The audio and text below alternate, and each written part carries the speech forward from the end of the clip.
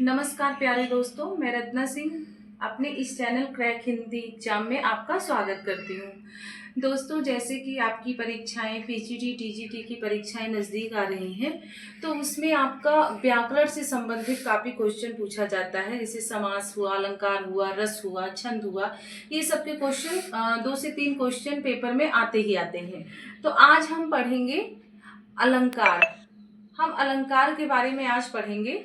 बहुत ही आसान ट्रिक से और बहुत ही कम समय में मैं आपको समझाऊंगी अलंकार किसे कहते हैं, उसकी परिभाषा और उसके अर्थ, और उदाहरण भी देंगे बहुत अच्छे ट्रिक से।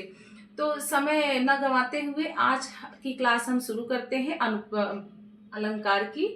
और अगर वीडियो आपको पसंद आए तो प्लीज़ चैनल को लाइक शेयर सब्सक्राइब जरूर कर दीजिएगा।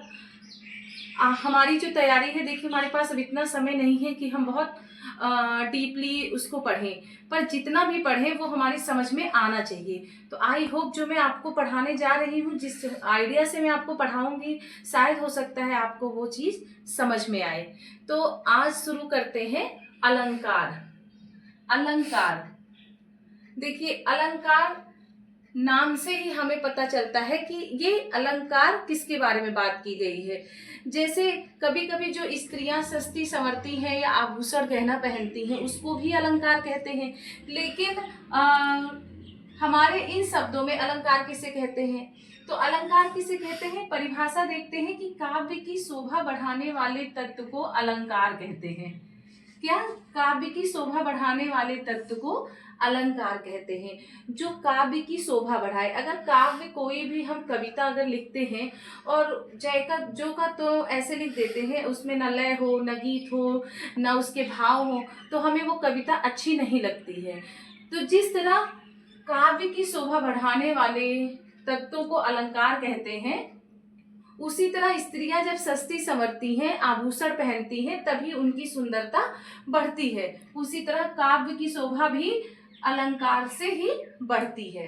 तो काव्य की शोभा बढ़ाने वाले तत्व को अलंकार कहते हैं। देखिए क्वेश्चन यहीं से भी उठा लेते हैं कि अलंकार किसे कहते हैं। तो आपको याद होना चाहिए कि काव्य की शोभा बढ़ाने वाले तत्व को अलंकार कहते हैं।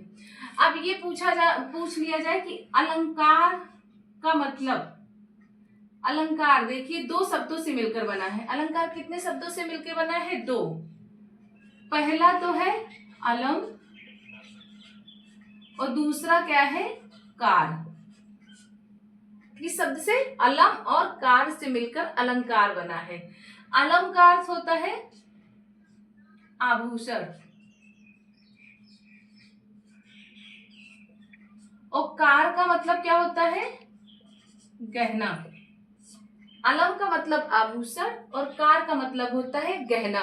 यानी जो अलंकार को विभूषित करने वाला अलंकार होता है, अलंकार को विभूषित करने वाला, शोभा बढ़ाने वाला शब्द ही अलंकार होता है। तो आपको पता चल गया कि अलंकार 2 शब्दों से मिलकर बना है। अलंकार, अलम का मतलब होता है आभूषण, कार का मतलब होता है गहना, और काव्य की शोभा बढ़ाने वाले तत्व को हम क्या कहते हैं? अलंकार कहते हैं। अब आगे देखते हैं हम अलंकार के भेद।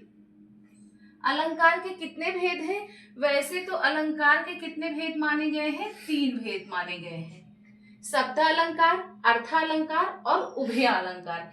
लेकिन जो मेन आपके पूछे जाते हैं वो 2 ही भेद पूछे जाते हैं। एक होता है शब्दालंकार, दूसरा होता है अर्थालंकार। तो एक होता है शब्दालंकार, दूसरा होता है अर्थालंकार। अब अगर पूछ लिया जाए शब्दालंकार किसे कहते हैं? जिससे शब्द का अर्थ, शब्द प्रकट हो, उसे शब्दालंकार कहते हैं। और जिस काव्य में अर्थ का अर्थ प्रकट हो, उसे हम अर्थालंकार कहते हैं। तो शब्दालंकार का मतलब शब्दों का जहां ज्ञान हो, अर्थालंकार मतलब जो अर्थों का ज्ञान हो। अब शब्दालंकार के कितने भेद होते हैं? तो शब्दालंकार में कौन कौन से अलंकार आते हैं? क्वेश्चन यहां से देखिए उठा लिया जाता है। मान लिया जाए, पूछ लिया जाए जो अनुप्रास अलंकार है, ये कौन सा किस अलंकार में आता है? शब्दालंकार, अर्थालंकार, उभयालंकार, ये तीनों अलंकार आपके दे दिया जाए और पूछ लिया जाए अनुप्रास अलंकार किस अलंकार के अंतर्गत आता है, तो आपको याद होना चाहिए शब्दालंकार के अंतर्गत अनुप्रास अलंकार, यमक अलंकार, श्लेष अलंकार, पुनरुक्त अलंकार, विप्सा और वक्रोक्त, ये किसके अंतर्गत आता है? तो ये शब्दालंकार के अंतर्गत आता है। और वैसे अर्थालंकार पूछ लिया गया, तो अर्थालंकार के अंतर्गत उपमा, रूपक, उत्प्रेक्षा, मानवीकरण, विरोधाभास, संदेह, अतिशयोक्त, उपमेय उपमा और भ्रांतिमान, ये सब किसके अंतर्गत आता है?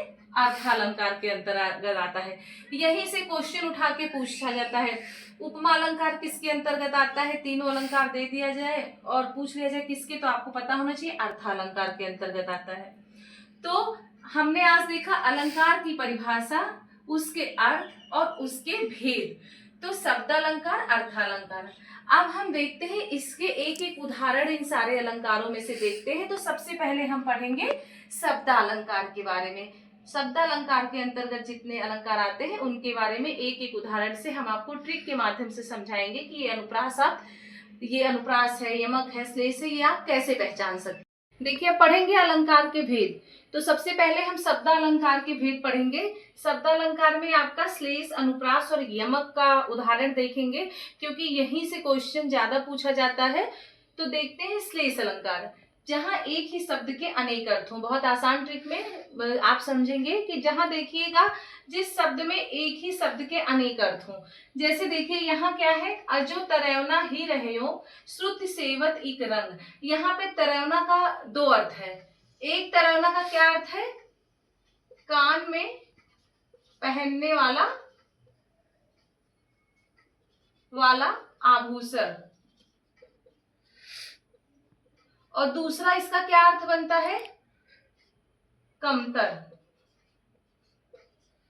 तो यहाँ एक तरयवना का अर्थ हुआ कान में पहनने वाला आभूषण और दूसरे तरयवना का अर्थ है कमतर। उसी तरह श्रुति के भी दो अर्थ होते हैं। श्रुति के एक कौन सा अर्थ होता है? एक होता है वेद और एक श्रुति मतलब कान, सुनना।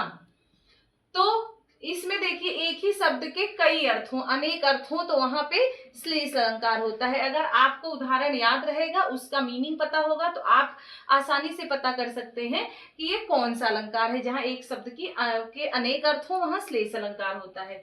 दूसरा है अनुप्रास अलंकार। अनुप्रास में क्या है? जहां एक ही वर्ण बार बार आए वहां अनुप्रास अलंकार होता है। वर्ण और शब्द में आप फर्क जरूर समझिएगा कि अनुप्रास अलंकार को पहचानने का सबसे सही तरीका है कि जहां एक ही वर्ण की बार बार आवृत्ति हो वहां अनुप्रास अलंकार होता है। जैसे चार चंद्र की चंचल किरणें खेल रही जल थल में। अब यहाँ देखिए ये ये चा की कई बार आवृत्ति हुई है, तो वहां पे क्या अलंकार होता है? वहां पे अनुप्रास अलंकार होता है। सबसे आसान चीज है कि एक ही वर्ण, शब्द नहीं, जहां पे एक ही वर्ण की बार बार आवृत्ति हो वहां अनुप्रास अलंकार होता है। अब तीसरा है यमक अलंकार। एक ही शब्द दो बार आए पर अर्थ अलग अलग हो, मतलब जहां पर एक ही शब्द दो बार आए पर उसके अर्थ अलग अलग हो, तो वहां पे कौन सा अलंकार होता है? वहां पे यमक अलंकार होता है। जैसे कैसे? कहे कवि बेनी बेनी ब्याल की चुराई लेनी। यहाँ पे ये दोनों बेनी का अर्थ क्या है? अलग अलग है। जैसे एक बेनी का मतलब क्या होता है? जो कवि बेनी है, कवि बेनी से लिया गया है, जो रीतिकाल के कवि हैं। एक कवि बेनी का मतलब एक कवि बेनी से लिया गया है जो रीतकाल के कवि हैं, और दूसरी बेनी का मतलब होता है चोटी। तो यहाँ देखिए जहां एक शब्द दो बार आए पर उसके अर्थ अलग अलग हो, तो वहां पर यमक अलंकार होता है। तो आपको शब्दा अलंकार बहुत अच्छे से समझ में आ गया होगा। इसका एक उदाहरण और भी है पुनरुक्त अलंकार का, लेकिन पुनरुक्त अलंकार बहुत कम ही पेपर में पूछा जाता है। पुनरुक्त अलंकार की परिभाषा है जहां एक शब्द की बार बार आवृत्ति हो वही पुनरुक्त अलंकार होता है। लेकिन जो ये आपका तीन है श्लेष, अनुप्रास, यमक, यही से आपके क्वेश्चन बनते हैं। तो आज हम शब्दालंकार का उदाहरण देखें। शब्दालंकार किसे कहते हैं देखे हैं। अब हम कल की क्लास में आपको अर्थालंकार किसे कहते हैं और उसके उदाहरण कौन कौन से हैं वो हम कल की क्लास में आपको पढ़ाएंगे। आज का वीडियो हम यही समाप्त करते हैं। अगर वीडियो पसंद आए तो प्लीज़ चैनल को लाइक शेयर सब्सक्राइब जरूर कर दीजिएगा। तब तक के लिए नमस्कार, धन्यवाद।